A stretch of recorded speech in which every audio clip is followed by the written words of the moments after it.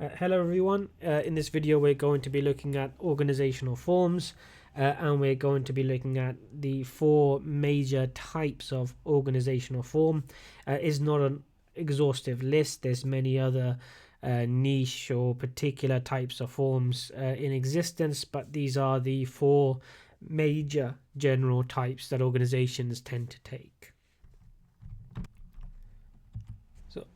When we talk about organizational forms, what we're really talking about is how organizations are laid out and structured.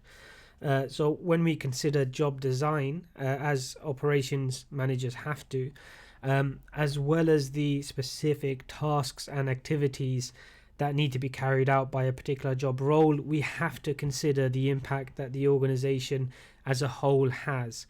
So no job is completely isolated, is all part of a larger whole.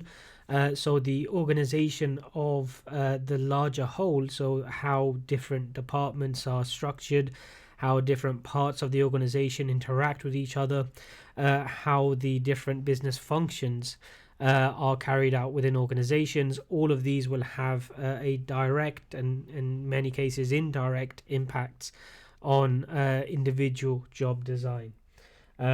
Now, in terms of specifics of organizations or organization layout, that's obviously going to differ massively from company to company, but we can look at the general approach.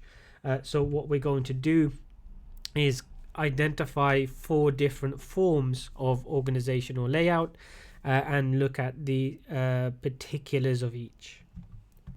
Now, each of these, Uform, Mform, matrix form, and Nform, all may be familiar in the particulars because they have been called different things in different parts of the business fields. So if we start with the first, Uform Organisation, this may be familiar if you've looked at organizational structure, where it's commonly referred to as a functional structure for organizations.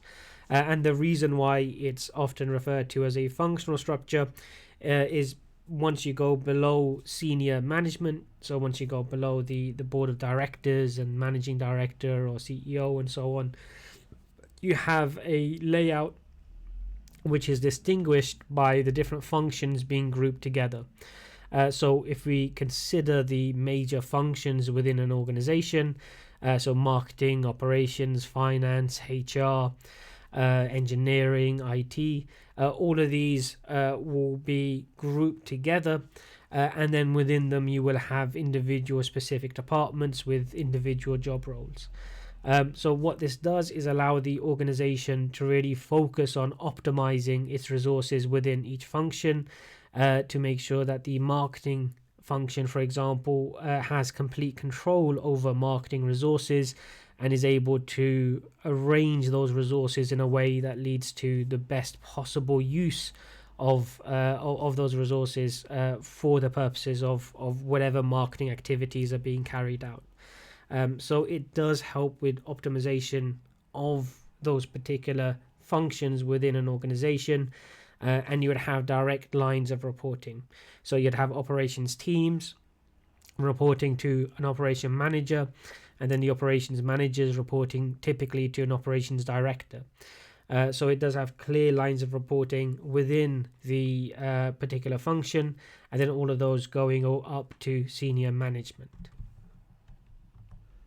But as well as those clear strengths, we do have the obvious drawbacks as well, in that organizations don't produce products and services which are solely the result of marketing activities or solely the result of operations activities or solely the result of finance activities, but rather the output of an organization is an amalgamation of all of the different functions within the organization.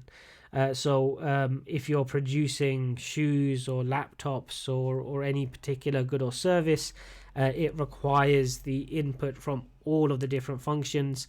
And while this type of organizational form is very good at maximizing and optimizing the usage of particular functional resources, it does rely upon collaboration and cooperation among senior levels only. So you typically wouldn't have the direct formal lines of communication and cooperation and collaboration between lower levels of the organization, but rather at senior levels. So there are challenges there of making sure the different functional areas within the organization have sufficient collaboration and communication. One way of trying to work around this challenge would be our second form, which is Mform organizations. So Mform organizations are focused not around a functional structure, but rather this is often called a divisional structure. So we have separate divisions underneath senior management, and these would often be around thematically coherent groups of products and services. So Microsoft is a good example. You'd see Microsoft, which adopted a divisional structure about 15 or 20 years ago, where there are clear divisions focusing on a specific area. So you have a gaming division which is focused on the Xbox. You have online services division with all the various online services such as Hotmail and so on. You have an office division focused on productivity offerings that they have. So they are very clear, as well as a hardware division focused on the Surface laptops and tablets. So what we have here is a reorganization or an organization built around particular outputs, which allows for really strong collaboration between different functional areas of the organization. So if we have division A, which we can say, let's say this is the software division focused on producing software products that the organization sells, versus division B focused on, say, hardware products. Each of those divisions would have further subdivisions within it, focused on operations teams, marketing teams, finance teams, HR teams, and so on. So there is a lot of close collaboration and close coordination between different functional elements within each division. But where we gain in the coherency of divisional approaches, we do lose somewhat in optimizing our marketing resources. So if you take operations, for example, because there is a distinct operations team or operations elements within each division, there isn't going to be the same efficiency in using operational resources. There may be a degree of duplication, there may be a degree of inefficiencies based on how resources are utilized or not utilized. So we do have that equivalent drawback that we don't have with Uform organizations. Now, while we can consider Uform and Mform organizational structure and design to be almost the opposites of each other, they have contrasting strengths and contrasting weaknesses. Matrix form organizations are an attempt to try and combine both to have the benefits and the advantages of both. So with a matrix form organization, we have both a divisional structure, which has a coherent view on the output of the organization. So we have divisions organized around grouped products and services that the organization produces, as well as a functional structure where we have clear attempts at making the best use of particular functional resources. Now, the crossover would occur very much with project managers, and this type of organizational form is closely associated with project management.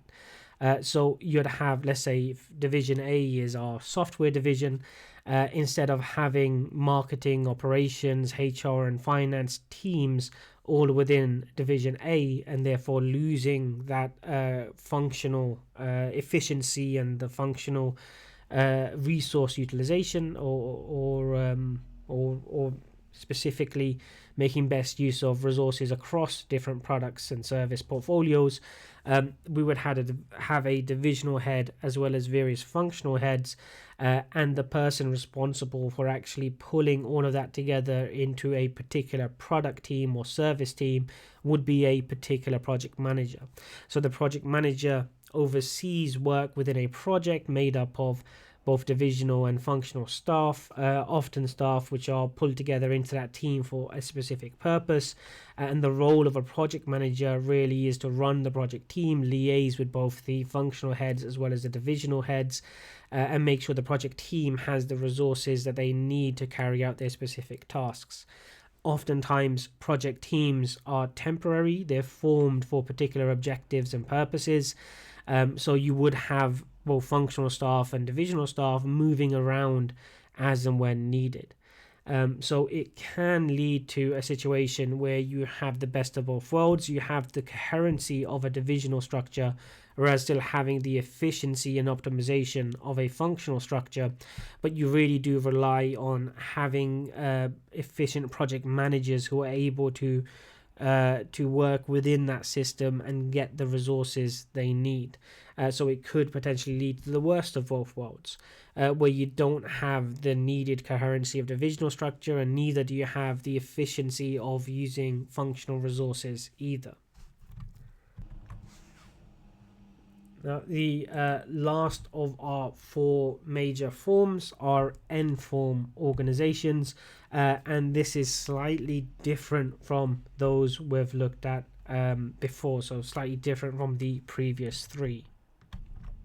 Here, Mform really does stand for networked form, and network is the key term to understand this type of organizational form.